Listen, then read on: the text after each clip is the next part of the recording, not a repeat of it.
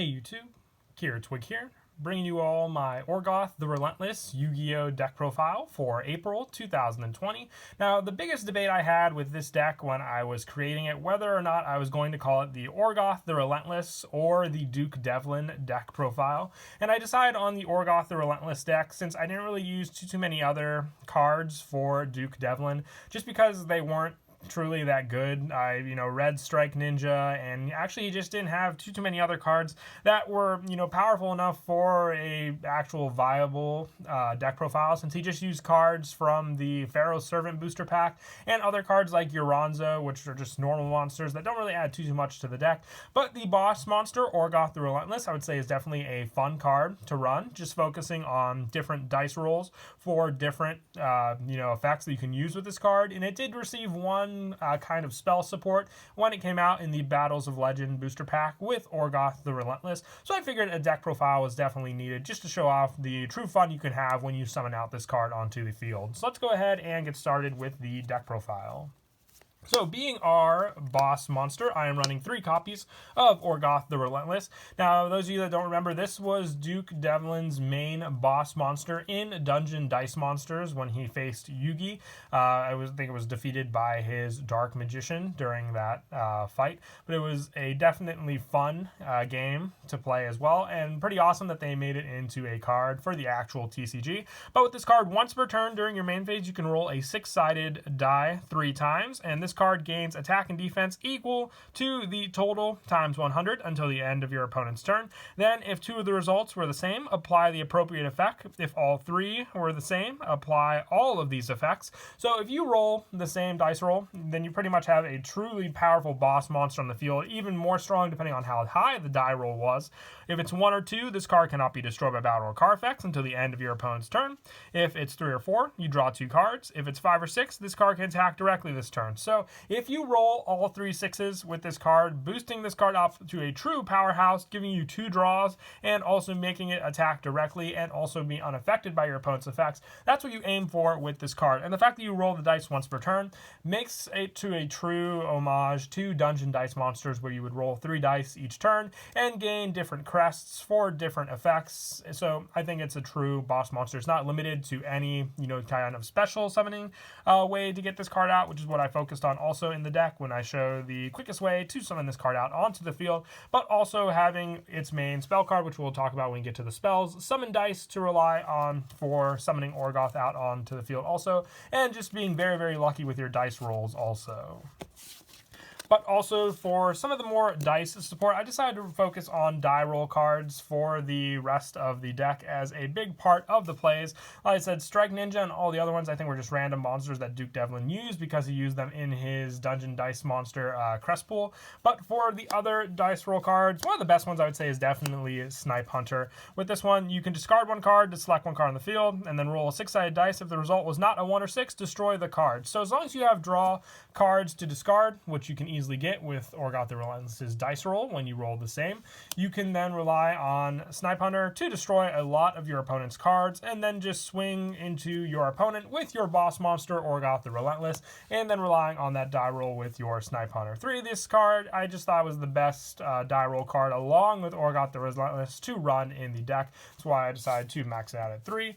But for the actual quickest way, I would say, to summon out your Orgoth the Relentless, I'm relying on the Metal Foes engine. So this pendulum scale setup with 3 Steelin and 3 Silvered, along with some of the other ones, which we'll get to in just a second, makes for a scale 1 through 8 pendulum setup, which then you can easily pendulum summon out how many Orgoth the Relentless you have in your hand, along with Snipe Hunter, since they both fall between the 1 through 8 level for your Metal Foes monsters. And they're just the best consistency-wise for the deck also, just being able to give you more and more searches and easily pendulum summon out these monsters to use if you wanted to go for some extra deck play. So 3 Silvard and 3 Steelin, along with the 2 Volflame and the 1 Gold Driver. Now, the reason I run 2 Volflame is for the fact that Orgoth the Relentless is a level 7 monster, so if need be, you can overlay the 2 of them into a rank 7 play, and the 1 Gold Driver for the fact that you can then go for rank 4 plays with your Snipe Hunter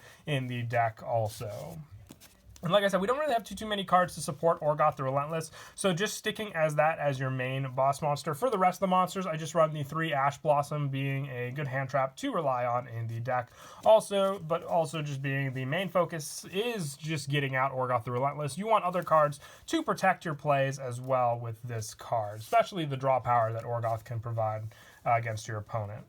And that is it for the monsters. Just that one play. That's your main focus, summoning out Orgoth the Relentless, and then going off of that. If you wanted to run any of other cards for Duke Devlin, by all means, you can take out the Ash Blossoms and put in some Uranzos, and take out the Snipe Hunters and put in your Strike Ninjas if you want for a more Duke Devlin feel. But like I said, this is more of an Orgoth the Relentless deck. I just wanted to make something that focuses on that very, very cool boss monster. But for the spells, I'm running 3 Summon Dice. Like I said, this is the card that was also released with Orgoth the Relentless. You pay 1,000 life points, roll a 6-sided die, and apply the results. If it's 1 or 2, immediately after this effect resolves, you can normal summon 1 monster. You can special summon 1 monster from your graveyard, or if it's a 5 or 6, you can special summon 1 level 5 or higher monster from your hand. So depending on the roll, you can easily get Orgoth back onto the field if it was destroyed and it's in your graveyard, or if you used it as a detached material for an Exceed play.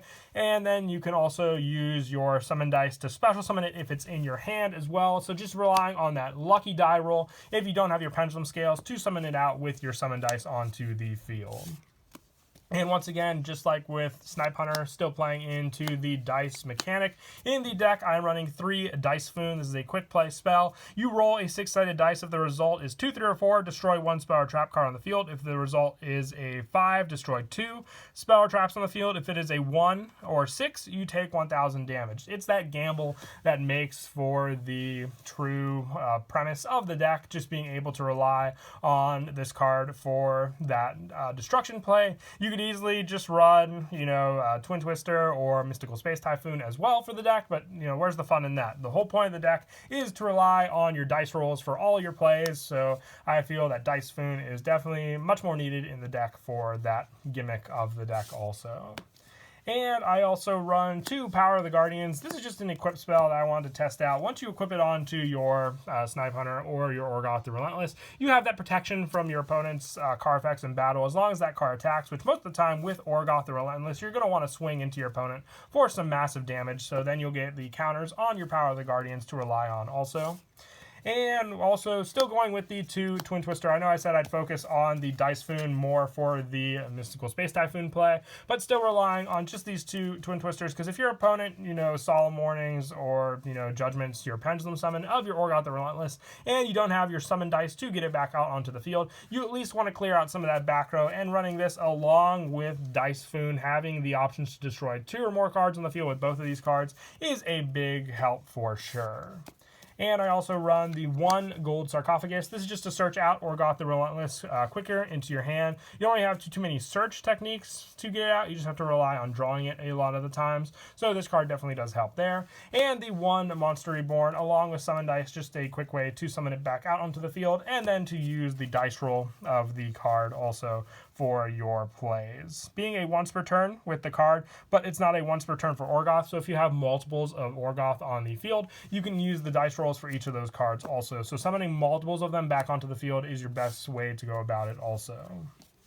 And that's to finish off these spells. Just 3 Call by the Grave. You want to search out a lot of your cards also, and make sure that draw power comes in handy also. So with Ash Blossom being a big problem, or even Effect Veil or stopping your Orgoth the Relentless, relying on this as a hand trap definitely does come in handy.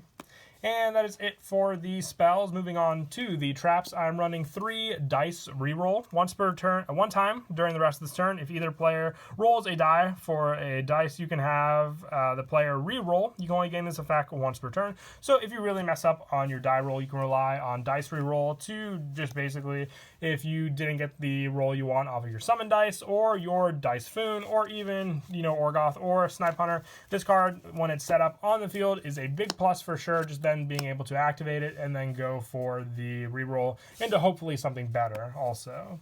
And going with the Metal Foes cards, you still want to have some searches for them, so the 3 Metal Foes counter definitely helps for the search, and then easy special summon of your Metal Foes onto the field, and then just relying on the Banish effect to specials and add a Pendulum from your extra deck to your hand to recycle these scales for you to easily summon out monsters back onto the field also. and the 1 Metal Foes combination. Just this search power, once again from your deck. This time, once you search it and let's say activate it and destroy it, gives you more and more search power to rely on your pendulum scales, which I think are the best way to go about the deck for sure for summoning out Orgoth the Relentless. And that is it for the main deck. For the extra deck, there's not really any cards that focus on the dice roll plays. So just the 2 Big Eye and the 1 Mecha Phantom Beast Draco Sack for when you can go into the rank 7 plays, especially. It's a big help for sure. For some of the more generic plays for the rank 4s that you can summon out, the 1 Tornado Dragon, the 1 Daigusto Morale for recycling Orgoth, 1 Baguska, 1 Utopia, and 1 Utopia the Lightning. When you can go into these rank 4 plays, if you just need options, they definitely do come in handy for sure. For the Link monsters, the 1 Doolittle Chimera, this is more for the Metal Foes play with this one. 1 Nightmare Phoenix, 1 Nightmare Cerberus, 1 Nightmare Unicorn, and 1 Boral Sword. I don't go into Boral Sword as often, same with Boral Load. I more do like to go into Yugioh with the draw power that you can do with this card. It's just player preference at that point. And for the actual plays that you want to rely on, like I said, your pendulum scale plays definitely do help. So if you're just open up with some good scales for the Metal Foes 1 through 8, if you have the additional Volflame monster and let's say Orgoth the Relentless, you have plenty of options to go with these cards alone.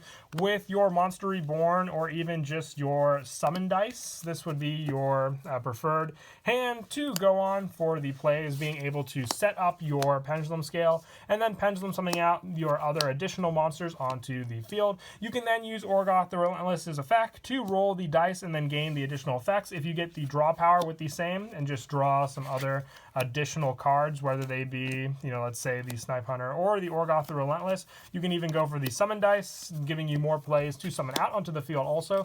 But then you can also overlay your 2 monsters, let's say after you use the Orgoth effect, if you didn't get the attack boost you wanted or the attack directly effect, you can overlay them, make into a Exceed monster, whether it be Big Eye or Draco Sack, depending on if you went first for Draco Sack. And if you go second with Big Eye to take your opponent's monster, you can then detach the Orgoth into the graveyard, take your opponent's monster, and then also activate Monster Reborn, special summoning Orgoth back onto the field, and then reusing the die roll for even more draw cards, and then even relying on the summon dice to summon one hopefully from your hand or from the graveyard first also.